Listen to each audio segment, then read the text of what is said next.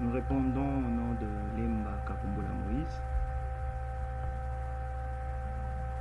Et aujourd'hui, nous voulions vous présenter un projet qui va beaucoup plus s'attarder ou bien s'attaquer au problème de l'import-export dans la province du Tanganyika. Donc au niveau national, si vous le savez bien, si vous vous souvenez, c'est depuis 2009 que donc la DGDA a fait surface. Donc je peux dire qu'il y a eu changement de l'OFIDA à la DGDA. Et puis du côté OFIDA, il n'y avait pas ni le système, ni quoi, donc ils travaillaient à l'ancienne, d'une manière archaïque. Alors avec la DGDA, ils ont pu s'adapter aussi aux normes internationales et travailler avec Sidonia World. Donc c'est pour cela que nous aussi, du côté provincial, ça c'est une application offline, donc c'est une application qui a été conçue par c'est Excel plus le VBA. Donc on a créé une application qui peut nous permettre à ce que qu'on puisse bien suivre et bien gérer les recettes, bien la taxe conventionnelle dans l'import-export. Donc nous avons créé l'application qui s'appelle SIDOPROV. SIDOPROV, ça signifie système douanier provincial, ou bien vous pouvez dire système de suivi douanier provincial, c'est la même chose, parce que c'est un système de suivi, donc Excel based program, donc c'est une application basée sur Excel, conçue pour faciliter les opérations et facturation de la taxe conventionnelle dans l'import-export. Donc il vise à améliorer l'efficacité et la transparence des processus douaniers dans la province du Tanganyika. Alors, comme je vous avais dit, nous sommes donc l'ingénieur Lemba Kavumbula Moïse. Je suis un ingénieur en génie et gestion des télécoms et aussi je suis un expert en douane. Donc, le data mining, c'est une manière de chercher les données, donc, et c'est un peu d'étudier, comme les vérificateurs, ce sont des gens qui font du data mining, parce que le data mining, c'est entrer à l'intérieur et piocher ou bien prendre des données par rapport à un certain document. Donc c'est un peu ça. Donc ici, on a pris la préface comme donc une petite explication par rapport à ce qui s'est passé du côté national, pas provincial, national, parce qu'avant on avait l'OFIDA qui s'est changé en DGDA, et puis la DGDA, comme on l'écrit, en résumé, la DGDA a succédé à l'OFIDA et a apporté des améliorations significatives dans la gestion des recettes douanières en RDC, en se concentrant sur l'efficacité, la transparence, l'utilisation de la technologie, d'où la présence de l'application Sidonia World, qui gère dorénavant toute déclaration à l'import ou export pour permettre une bonne gestion des recettes douanières. Donc, la principale différence entre les deux réside sur leur structure seulement. Par exemple, si on se disait avant, c'était d'une manière archaïque, mais la déclaration s'est faisait, mais il y avait beaucoup de pertes. Mais maintenant, comme on a Sidonia, là, à l'intérieur, on peut mettre les valeurs CIF, les valeurs phobes, et aussi les frais, ainsi de suite. Donc, il n'y a rien qui peut se cacher derrière Sidonia. C'est pas si il peut y avoir d'autres déclarations donc irrégulières ou bien irrégulières, donc qui peuvent faire à ce qu'on ne puisse pas déclarer la marchandise normalement. À l'introduction, nous avons pensé la même chose. Grâce à la nouvelle technologie adoptée par la DGDA, nous avons aussi créé un système de suivi provincial, donc offline, avec une double sécurité à l'import et à l'export, basé sur Excel plus VBA. SIDOPROV, je vous ai déjà dit au début, ce dernier permettra à la province du Tanganyika de bien gérer les recettes douanières et de maximiser les recettes sans perte, car le système va nous générer des documents, donc une déclaration provinciale qu'on appelle EPROV, et l'autre comme un bulletin de liquidation qu'on appelle note de perception. Donc tout cela, je vais vous montrer lorsque je vais vous étaler, l'appli. Lorsque vous allez voir l'application vous-même, you're gonna witness by yourself. Vous serez donc témoin du travail qu'on a fait. Donc enfin, et les détails sur les paiements seront mis à jour dans le système. et automatiquement nos deux documents seront actualisés tout en ayant des coordonnées, la preuve de paiement, donc venue de la banque, parce que nous on ne pouvait pas faire quand même ces histoires là, dire que non, la banque peut nous imprimer la quittance des paiements, tout ça, mais par rapport à la preuve des paiements, nous pouvons prendre les coordonnées, nous mettons à l'intérieur et ces épreuves, bien ces notes de perception peuvent être automatiquement à jour. Voici le login de la version professionnelle, comme vous le voyez, parce que j'avais déjà ouvert l'appli. Vous voyez très bien, le login est là, de mon appli, l'appli est là. Si le prof temps professionnel, donc ceci, ça fonctionne beaucoup plus avec Windows 10 Above, donc au-dessus, et la version bêta ici fonctionne avec Windows 7, donc de Windows 7 au-dessus, parce que avec Windows 7, la version Pro, le login donc ne marche pas. Alors on a pu penser de créer un truc là qui peut nous aider aussi si du moins on ne peut pas avoir une machine avec Windows 10 ou bien Windows 11, on peut utiliser un PC avec Windows 7 mais avec les configurations de Windows 7 et plus. Voilà, donc ici je vais seulement vous parler de l'objectif, des objectifs de SIDOPROF. Donc un, c'est l'optimisation du contrôle douanier. Donc là, nous pouvons savoir qu'est-ce qu'on a importé, qu'est-ce qu'on a renforcé les contrôles douaniers. Donc on peut savoir qu'est-ce qu'on a importé, qu'est-ce qui s'est passé. Les deux, l'amélioration des gestions, de la gestion des données, l'amélioration des gestions des données. Il s'agit de centraliser et d'organiser les données parce que ces données-là seront à l'intérieur. À chaque fois, on peut les vérifier et savoir qu'il y a ceci et cela. Alors, et aussi, vous devez aussi savoir par rapport aussi au renforcement de la lutte contre la contrefaçon. Parce que même avec l'OFIDA, je crois qu'il y avait ces problèmes avant la venue de Sidonia. Par exemple, les gens peuvent pouvoir... Quelqu'un a importé 200 tonnes de ciment, mais dans le système, même s'il n'y avait pas le système comme le système informatique Sidonia, mais chose drôle, ils pouvaient arriver à ce que on puisse déclarer sur 100 tonnes, 50 tonnes, les autres 50 tonnes peuvent disparaître comme ça. Bon, c'est normal parce que sans système, tout peut se passer, tout peut arriver, mais avec la nouvelle technologie, avec ce qu'on a pensé du côté SIDOPROF, en tout cas, c'est un travail impeccable qui va nous aider à ce qu'on puisse trouver des solutions par rapport à ça et raflouer les recettes par rapport à l'import-export.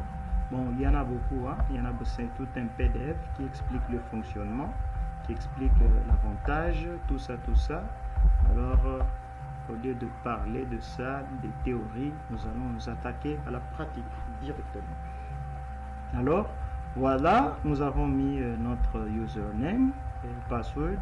On va cliquer sur le login. Voilà, nous sommes directement dans l'application. Comme vous voyez, avant, on avait fait le projet import seulement et administration. Et après, on a fait export et administration. Mais on a pu penser, est-ce qu'on ne peut pas créer un truc là où on va centraliser l'import et l'export, comme ça qu'on puisse trouver une solution par rapport, donc on ne peut pas avoir beaucoup d'applis, on peut installer un seul appli et cette application peut nous permettre à ce qu'on puisse travailler dans l'import et dans l'export. Alors qu'est-ce qui se passe? Si nous voulons entrer dans l'export, comme je vous avais dit, c'est une application qui a une double sécurité.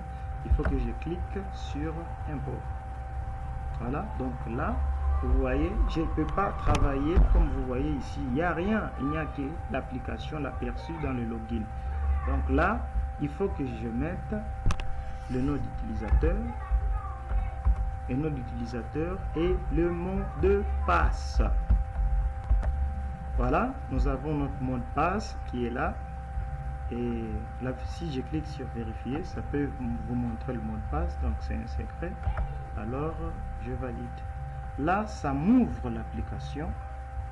Ça ouvre les pages concernées, là où je veux. Donc, les feuilles, je m'excuse, c'est les feuilles donc de ce workbook qui peuvent me permettre à ce que je puisse travailler seulement du côté import. Donc si vous voyez très bien, ça ce sont des détails. Les détails, donc à l'intérieur j'ai mis comme de l'hypertexte, ça c'est l'accueil. SIDOPROV, là où on doit travailler les données. Épreuve, épreuve c'est quoi? Épreuve c'est la déclaration provinciale, ça c'est le suivi des paiements, et ça c'est la position tarifaire et les chiffres d'affaires.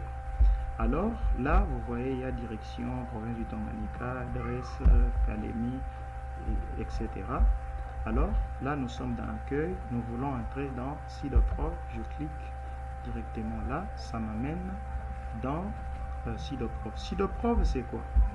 SIDOPROV, comme vous voyez au-dessus, on dit plateforme de saisie des déclarations provinciales. C'est que c'est ici, on peut écrire ces déclarations et automatiquement dans l'épreuve, dans la déclaration provinciale, comme vous avez dit, donc on a créé un truc qui est une possibilité de déclarer plus de 2000 marchandises par an. Donc ça peut aller, je ne sais pas, dans les années à venir, on peut aller jusqu'à 3000, mais on ne dépasse jamais les 2000. Alors là on va commencer par le début. On commence là, nous allons choisir le code des déclarants. Ça moi-même je connais ce code, je connais c'est quel transitaire. Et puis par après nous allons choisir l'importateur en mettant celui-ci, et puis par après nous allons mettre la date de la déclaration. Par exemple je peux mettre le 30 janvier 2024 par exemple. Voilà la date de l'échéance, nous mettons par exemple le 6 février 2024. Le moyen de paiement, si vous voyez très bien, pour nous, même si j'ai mis carte bancaire, espèce, mais ce sera difficile de payer en espèces. Donc ça, dans le futur, on doit devoir enlever. Donc on va travailler beaucoup plus avec les virements et les chèques, mais on ne sait pas si ça peut arriver, des problèmes peuvent arriver parfois. On peut payer par espèce. Si par exemple la banque a un problème, ainsi de suite, on peut payer ça par espèce et puis on peut créer une preuve de paiement, il n'y a pas de problème. Donc après on a ce qu'on appelle donc nous on va dire par exemple par chèque. Là nous sommes en train de déclarer déjà, nous sommes dans le système, et là c'est la valeur, vous voyez, la valeur CIF facultatif. Pourquoi? Avant de continuer, je vais vous montrer dans le système de facturation ou bien la position tarifaire. Si vous voyez, la position de chaque marchandise, elle est là. Pour les marchandises, du moins ce que moi je connais, il y a le carburant, ainsi de suite. Et ici, nous allons travailler par rapport à quoi? Par rapport aux marchandises dont ça a été établi qu'ils puissent payer 3% de la valeur CIF. Donc si ce n'est pas la marchandise par rapport à 3% de la valeur CIF, si par exemple c'est du carburant, donc ils doivent payer combien? 81. Donc ça dépend. Ou bien pour le ciment c'est 3200, donc c'est 1,2 $, hein, si vous voyez très bien. Vous voyez ici très bien, j'ai mis 1,2 multiplié par D4, donc ça c'est le taux. Donc, ça c'est le taux, voilà. Et puis donc c'est un peu ça, c'est ça le système de facturation à l'import. Donc nous continuons. Valeur CIF, ici je mets par exemple la valeur, c'est pas bon, je vais prendre un exemple d'une marchandise que j'ai traitée quand nous avons travaillé chez GLC. Quand nous avons travaillé chez GLC, je vais chercher une des marchandises dans une des données. Quand nous fûmes travailleurs chez Great Lakes Cement, voilà, job folder, parce que je me souviens bien, on a traité beaucoup de dossiers, licence autre, je me souviens toujours, GLC, clearance files, voilà, il y en a beaucoup, hein. Moi je vais choisir par exemple ça, et aussi je vais choisir le invoice, il est là.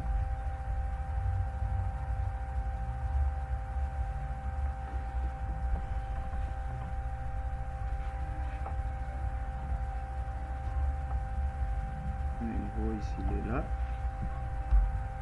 Je vais devoir ouvrir.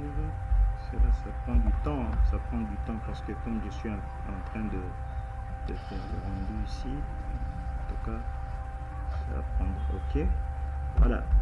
Nous voici, le contrat est là.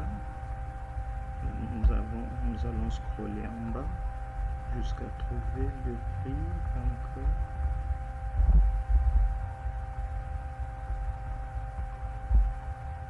voilà, voici la valeur CIF, c'est 73 391.16. 73 391.16.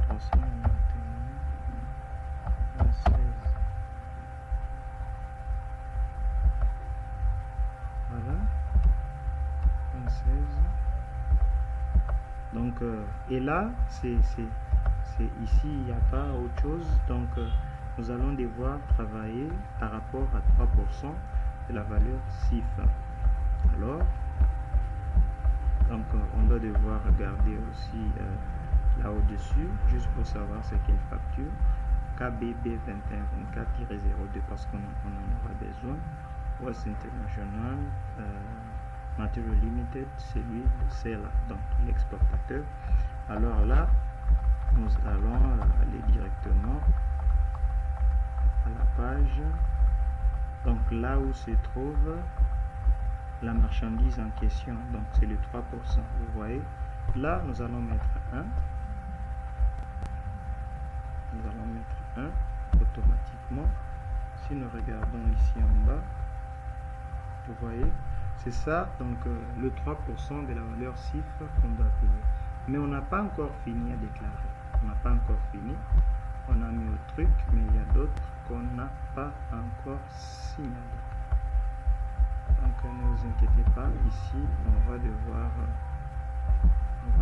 ajouter.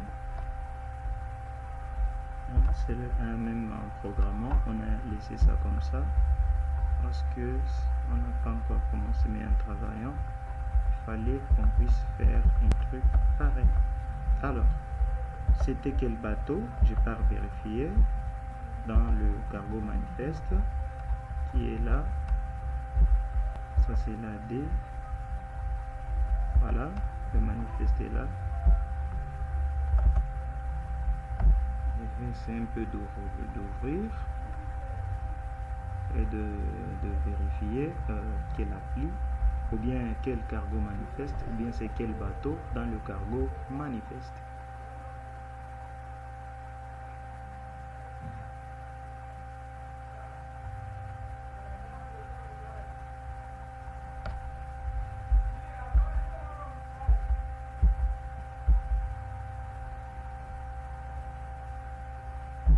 Patienter un tout petit peu, ça peut être Rafiki 3 ou bien Malagarassi, donc ça dépend. Voilà, c'est quel bateau? Je vois ici KM MV Asifi 2. Voilà, et que ici je mets MV Asifi 2. Date d'arrivée, nous allons créer une date, c'est par rapport à ça, le 28 janvier 2024. Nous lui déclarons, je vais mettre l'un des gens qui ont poursuivi ce dossier, c'est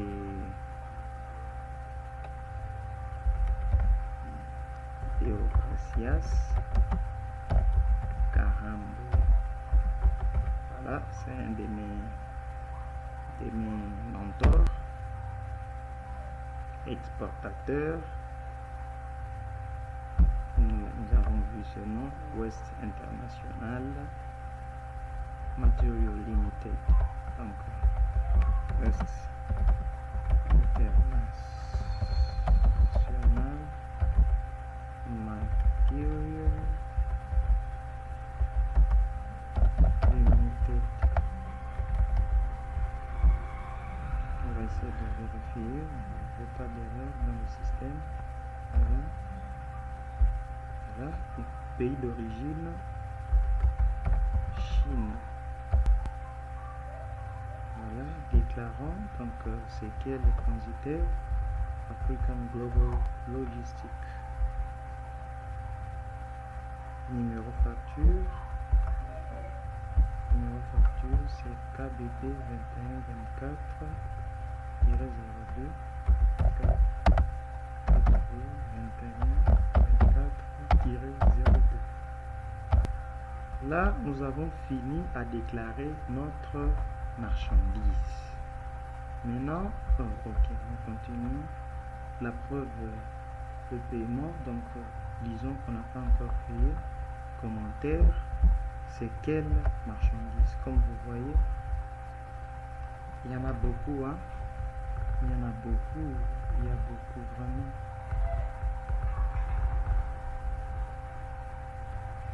Welding torch, electric welding machine, cutting machine. Donc ce que je peux vous conseiller, si par exemple vous ne pouvez pas tout mettre, mais il faut juste faire une étude approfondie par rapport à ça.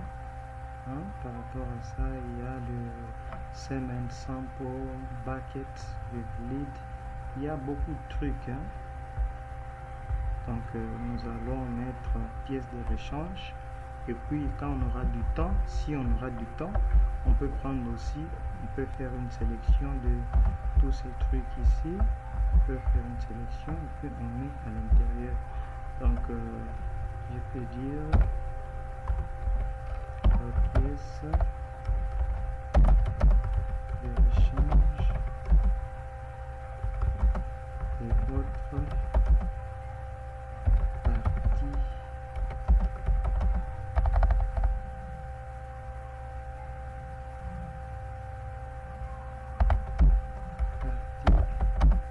des machines, par exemple, parce qu'il y en a beaucoup. Voilà, là du moins on a fini, mais comme on n'a pas encore payé, comme vous voyez, je laisse vide. Alors nous allons naviguer sur le April. Nous entrons là. Vous voyez, c'est le April 001. C'est là où nous avons rempli toutes ces données. Et si nous entrons ici, vous voyez ici c'est April 2. Si nous entrons dans 2, donc il n'y a pratiquement rien parce qu'on n'a pas encore déclaré la marchandise. Alors nous revenons à 1 et notre déclaration est bel et bien là. Alors, je peux me dire, si vous voyez très bien, les détails sont là, chèque, tout ça, donc les détails, tous les détails, pardon, sont là. Donc si je vais par exemple créer un PDF, au lieu de faire du va-et-vient, file, me déplacer, ainsi de suite, on a créé un code VBA qui va nous permettre à ce qu'on puisse juste faire un clic. Et là, il y a entre les noms du dossier, je peux me dire par exemple, c'est le mois de mars, j'écris March, et je fais OK. Donc ça sera généré dans un certain dossier que je peux devoir vérifier après. Donc pour le moment, si vous voyez, ça prend un peu de temps parce que c'est en train de générer et de faire toute cette litanie là de donc aller se déplacer, aller là-bas, publier. Vous voyez, ça va publier et ça sera fini et ça va me dire que c'est OK, le PDF a été fait. Alors ça c'est le EPROF. Ça, c'est le EPROF. Il manque aussi une autre partie, c'est la note de perception. Donc, il faut que je clique sur Next. Ça m'emmène directement dans la note de perception. Là aussi, je peux juste cliquer ici pour exporter parce que c'est déjà prêt. Si vous voyez Tang, Imp, ça c'est le numéro de note de perception par rapport à ce qu'on a créé comme projet. Donc vous voyez, tous les détails sont là sauf la preuve de paiement et aussi la date comme on n'a encore rien mis. Alors vous voyez même le numéro de compte vient directement à la note de perception. S'il y aura des comptes qu'on peut ajouter, c'est pour cela que j'ai laissé à ces deux places, on peut ajouter même pour la banque comme on veut. Donc c'est un peu ça.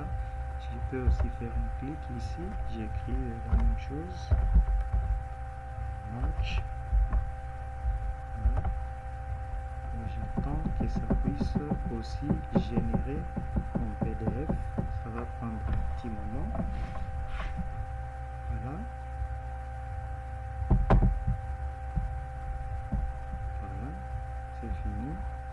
Et puis, ils vont aussi me dire, oui, le PDF a été créé, merci. Et puis, ensuite, si je reviens là, donc je suis dans mon menu, je peux voir dans le suivi des paiements. Vous voyez, ça apparaît là. Ça a déjà dépassé la date de l'échéance parce qu'aujourd'hui, nous sommes le 17. Et si c'est déjà payé, je peux mettre déjà oui. Et aussi que je mette la preuve des paiements ou que je mette la preuve des paiements ici et la date. Donc vous voyez, c'est un peu ça. Ça c'est le suivi. Et puis quand on saute comme ça, on part directement où? Dans le chiffre d'affaires. C'est là où on peut voir par an ou bien par mois. Vous voyez, pour l'année 2024, donc il y a eu tel, donc autant d'argent qu'on a pu générer. Donc c'est un peu ça, autant d'argent qu'on a pu générer par mois. Donc ça montre tout un mois, le mois de janvier. Voilà. Donc après, donc ça, ce que je vous ai montré, c'est ça. Donc je peux naviguer comme ça dans l'application.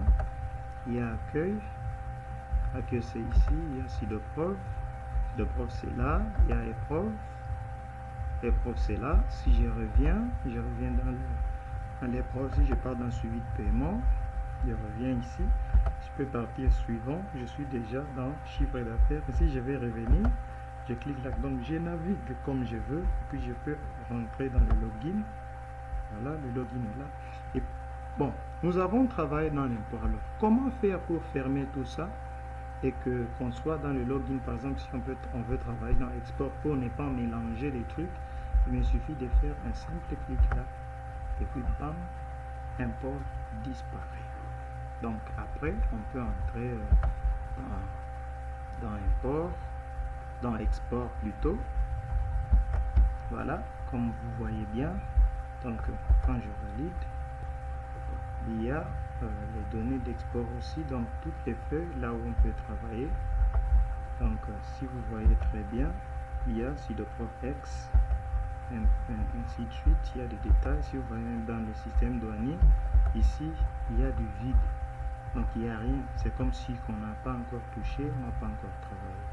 Donc c'est un peu ça. Donc mais la manière de travailler c'est la même, mais du côté facturation, donc il y a un changement. Je me suis imaginé parce que dans la province du Tanganyika, on ne facture pas dans l'export, on ne facture pas déjà, mais on essaie un peu de penser un truc. Donc 0,06, 42.5, 0,05, 32.5, et puis le clinker 0,04, le coltan 0,09. donc c'est ce qu'on peut payer à la province comme donc on peut revenir au login. Donc comme je vous ai expliqué que ça fonctionne comme un